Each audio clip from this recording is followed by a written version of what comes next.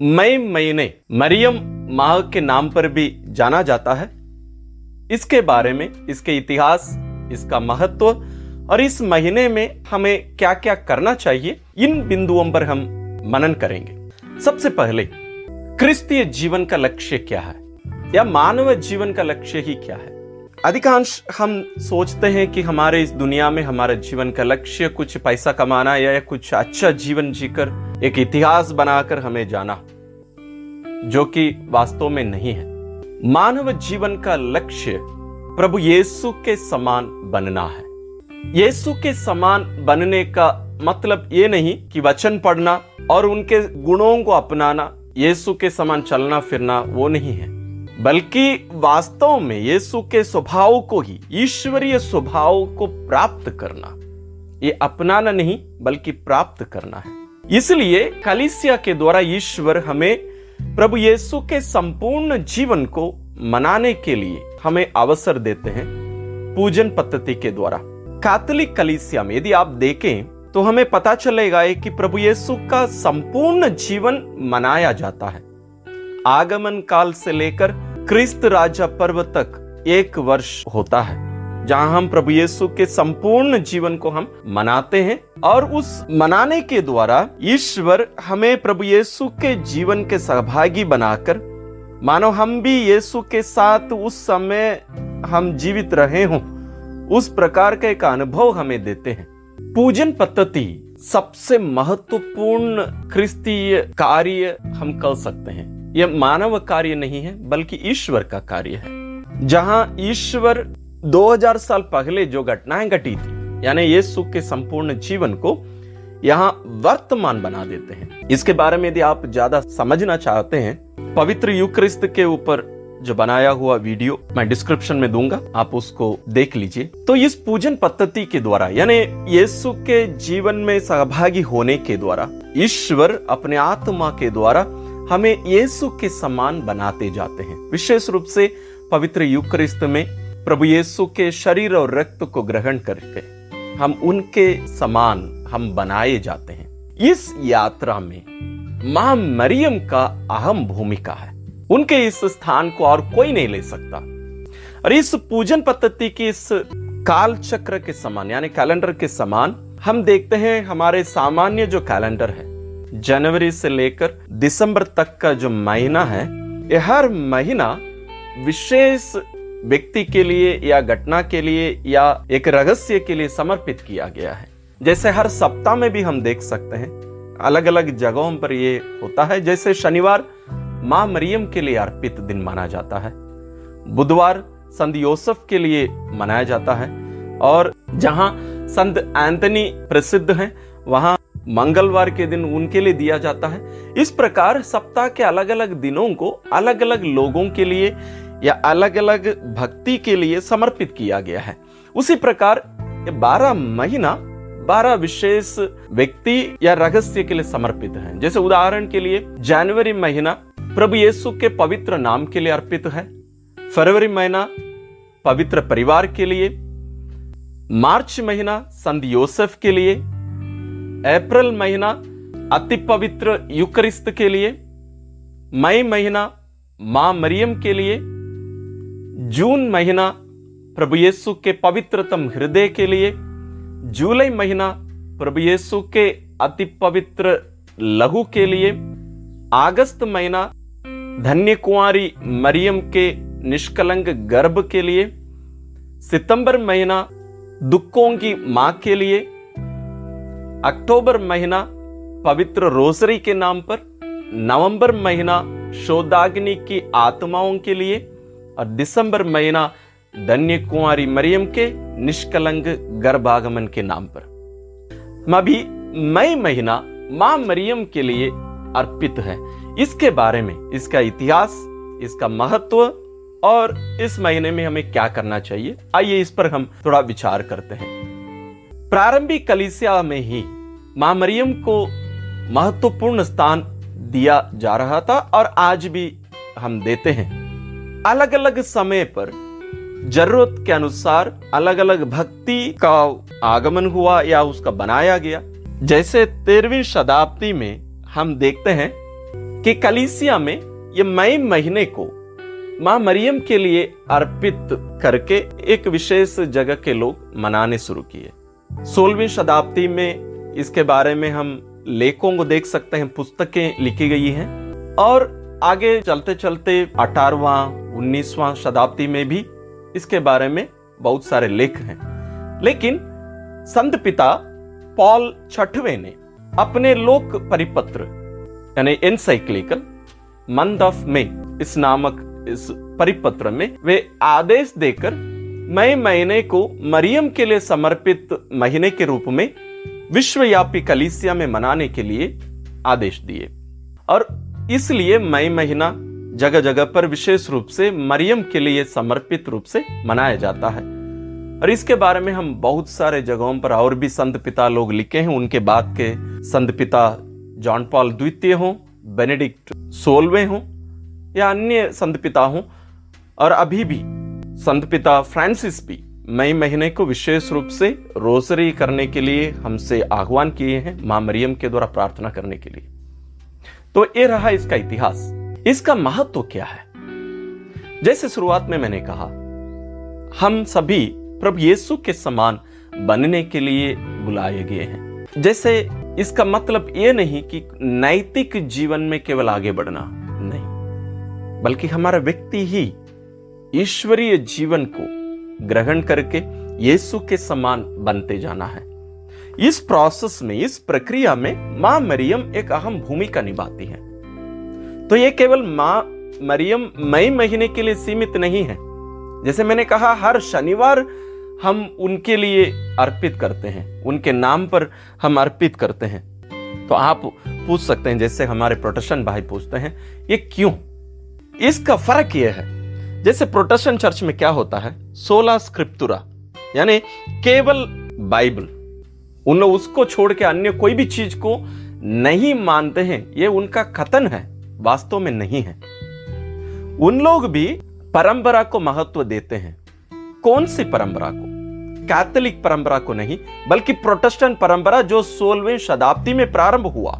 यह परंपरागत जो शिक्षा उनको मिली है, यानी मां मरियम को नहीं मानना, अन्य संस्कारों को नहीं मानना, और विवाह एक संस्कार नहीं है, और उनका प्रोटेस्टेंट चर्च में संस्कार होता ही नहीं है। वहां केवल एक अपने बाइबल को पकड़कर उसको एक सामान्य पुस्तक के रूप में उसकी व्याख्या की जाती है, उसकी शिक्षा होती है, लोग उसको उपयोग करके प्रार्थना करते हैं, बस। लेकिन कैथोलिक कलीसिया में आप आइए, यदि आप गहरे रूप में जाएंगे तब आप इसको समझ पाएंगे, इस सत्य को। जैसे एक उदाहरण के लिए, प्रभु यीशु के जन्मोत्सव हम मना रहे हैं 25 तारीख, दिसंबर 25 तारीख। यदि आप वास्तविक रूप से उस दिन की पूजन पद्धति पर यदि आप ध्यान देंगे तो आपको पता चलेगा कि प्रभु यीशु के जन्म के वही घटना वहां ईश्वर के द्वारा वर्तमान बनाया जाता है। यह कार्य कोई भी प्रोटेस्टेंट चर्च में संभव नहीं है। ना केवल नहीं मनाते हैं, बल्कि संभव नहीं है। और यहां ये जब ईश्वर संभव बनाते हैं, इसको करते हैं, उसके साथ मां मरियम का होना अनिवार्य है। उन लोग केवल पुस्तक पढ़कर उस पर मनन कर कर प्रार्थना करते हैं, तो वहां मरियम का नहीं होना भी एक प्रकार से उनके लिए कोई बड़ी बात नहीं है, क्योंकि वहां उन लोग जैसे चाहते हैं उस पर उन लोग वैसे ही उसकी व्याख्या करते हैं। क्योंकि जैसे मैंने कहा, जो परंपरागत शिक्षा उनको मिली है 16वीं शताब्दी के बाद से, लेकिन जो परंपरागत शिक्षा हमें मिली है और हम भी अनुभव करते हैं अपने जीवन में, मां मरियम इस यात्रा में, जैसे जो उदाहरण में दिया, इस प्रकार ही हम देखते हैं प्रभु यीशु के संपूर्ण जीवन में हम सहभागी होते हैं, जो बिना मां मरियम का संभव नहीं है। इसलिए मां मरियम का हमारे जीवन में महत्व है। हमें इस सत्य को ध्यान में रखना, समझना जरूरी है। अन्यथा लोग हमारे पास आकर हमारा ध्यान भटका देते हैं और अपने जो ना समझ की जो बातें हैं हम पर तोपते हैं लोग आजकल। इसलिए आप लोग ध्यान में रखिएगा। इसलिए मई महीना हमारे लिए महत्वपूर्ण है, क्योंकि ये जो साल भर के जो कार्य हैं उसका केंद्र हम मई महीने में केंद्रित करते हैं, क्योंकि अन्य रहस्यों पर भी हमें मनन करने की जरूरत है। इसलिए मई महीने को मां मरियम के नाम पर अर्पित किया गया है। तो इस महीने में हमें क्या क्या करना चाहिए? सबसे पहले हम पास्का काल को छोड़कर अन्य काल में हम देखते हैं कि हम दूत संवाद बोलते हैं। प्रभु के दूत ने मरियम को संदेश दिया, वो महत्वपूर्ण प्रार्थना है। वो हमारे कलीसिया की परंपरागत एक शिक्षा और एक प्रार्थना है जो कि दिन में 3 बार बोला जाता है वास्तव में। सुबह 6 बजे, दोपहर 12 बजे, शाम 6 बजे, जहां हम प्रभु यीशु के शरीर धारण पर हम मनन करके हम यह अनुभव करने का प्रयत्न करते हैं कि प्रभु यीशु हमारे साथ हैं। ईश्वर इम्मानुएल जो हमारे साथ हैं, उसका अनुभव करने के लिए कलीसिया हमें वो प्रार्थना दी है। लेकिन पास्का काल में हमें दूत संवाद के जगह पर स्वर्ग की रानी प्रार्थना को हमें बोलना है। यदि आपको ये प्रार्थना नहीं मालूम है तो मैं डिस्क्रिप्शन में उसका लिंक और प्रार्थना दे रहा हूं, आप उसका उपयोग करिएगा। तो ये प्रार्थना हम दिन में इन 3 बार इसका प्रयोग करें और इसमें हमें अनुभव करना है। और मई महीना हम जानते हैं अधिकांश प्रभु यीशु के पुनरुत्थान का समय है, पास्का काल में आता है। तो हमें उस पास्का काल में मां मरियम का स्थान और उसके बाद में पेंतकोस्त का समय, पेंतकोस्त त्योहार और उसका समय में भी हमें मां मरियम के जो महत्व है उस पर हमें मनन करने की जरूरत है। हम आने वाले दिनों में उस पर हम मनन करेंगे। दूसरा कार्य, आप अपने घर में मां मरियम के नाम पर एक वेदी बनाइए। मैं विश्वास करता हूं आपके घर में आप प्रार्थना के लिए एक अलग स्थान रखे होंगे। उसी प्रकार मां मरियम के लिए एक अलग स्थान बनाइए मई महीने में, केवल इस महीने के लिए, जिसको आप मरियम वेदी नाम दीजिए, जहां आप मां मरियम की कोई प्रतिमा रख सकते हैं, फोटोस रख सकते हैं और संत लोगों के कथन आप ले सकते हैं। लेकर आप कुछ फ्लक्स बना सकते हैं या कहीं लिखकर उसको रख सकते हैं। कहीं कहीं हमारे घरों में जैसे हम वचन का प्रिंट करा के हम घरों में जैसे रखे हैं फोटो बनाकर, अन्य रूप में इसका मरियम के बारे में भी हमें रखना जरूरी है। जैसे एक छोटी सी उदाहरण में देता हूं, संत मैक्सिमिलियन कोलबे का कथन यह है, जितना प्रभु यीशु मरियम से प्यार किए उतना हम कभी मरियम से प्यार नहीं कर पाएंगे। इसलिए मरियम से प्यार करने से मत डरिए। तो हमें मरियम से प्यार करने से डरना नहीं चाहिए, क्योंकि प्रभु यीशु मां मरियम से हमसे कहीं गुना ज्यादा प्यार करते हैं। तो उस प्रकार कर सकते हैं और उसके आसपास को और अच्छा से सजाकर, जैसे ग्रोटो होता है उस प्रकार आप अपने घर में एक जगह को आप मां मरियम के लिए सजा सकते हैं। वो हमें यह अनुभव देगा कि मां मरियम हमारे साथ हैं। तीसरा है रोजरी बिंदी। रोजरी का नाम सुनते ही लोगों का चेहरा बदलता है, मैंने देखा है, क्योंकि एक कभी कभी इस प्रार्थना को ऐसे बना दिया जाता है कि ये आदत से ही लाचार होकर हम बोलते हैं, मुंह चलता है, शब्द निकलते हैं, लेकिन हमारा ध्यान वहां नहीं रहता है, हम वहां रहते नहीं हैं। लेकिन वास्तव में एक बहुत सुंदर प्रार्थना है ये, जहां हम प्रभु यीशु के संपूर्ण जीवन पर हम वहां मनन करते हैं। पवित्र रोजरी बिंदी पर मैं जो बनाया हुआ वीडियो मैं डिस्क्रिप्शन में दूंगा, आप उसको देख लीजिए। लेकिन यहाँ हम ये कर सकते हैं, हर दिन 5 भेद हम जो बोलते हैं, जैसे ज्योति का भेद हो, आनंद का भेद हो, दुख का भेद हो या महिमा का भेद हो, उस दिन का पहला भेद आप आपके सुबह की प्रार्थना के समय ही आप बोल दीजिए। यह ज्यादा व्यक्तिगत प्रार्थना के लिए ज्यादा अच्छा रहेगा। यदि आप पारिवारिक रूप से भी करना चाहेंगे तो भी कर सकते हैं।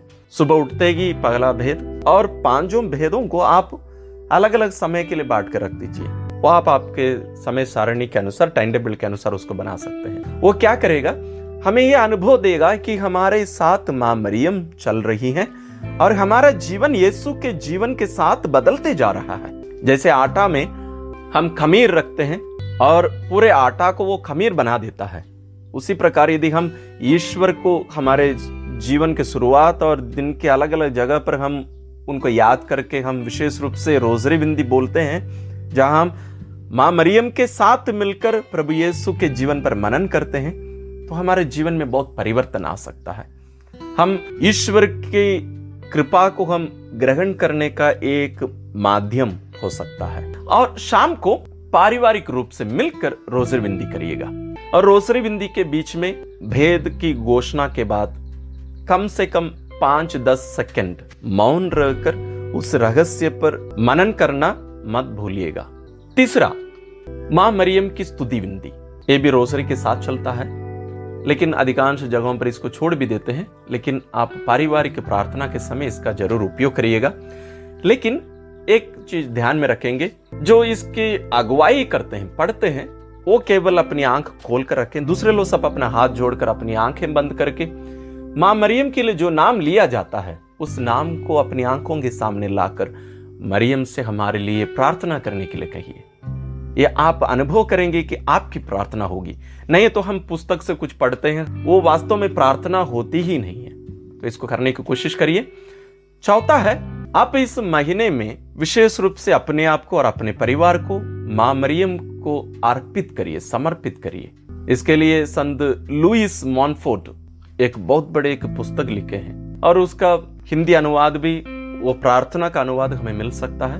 उसका आप गूगल करके देख सकते हैं। मैं उस प्रार्थना का लिंक डिस्क्रिप्शन में भी दूंगा, आप जरूर उसका प्रयोग करिएगा। और यदि हो सके तो आप मेडल्स का प्रयोग कर सकते हैं। मां मरियम के मेडल्स बहुत सारे मिलते हैं, स्कैपुलर भी मिलते हैं। यदि आपका आस पड़ोस में कहीं संभव हो तो आप उसका भी प्रयोग करिएगा। और जब कभी आप रोजरी विनती करते हैं, याद कर विनती आप जरूर बोलिएगा। और अपने जीवन में मां मरियम को साथ ले चलिए, आप सफलता का अनुभव करेंगे। सफलता जो दुनिया की नजर में केवल नहीं, ईश्वर की नजर में भी। हमारे जीवन मां मरियम के साथ ईश्वर की ओर जो यात्रा है, ये सफल हो, इसके लिए हम प्रार्थना करते हैं। ईश्वर हमारे साथ रहे।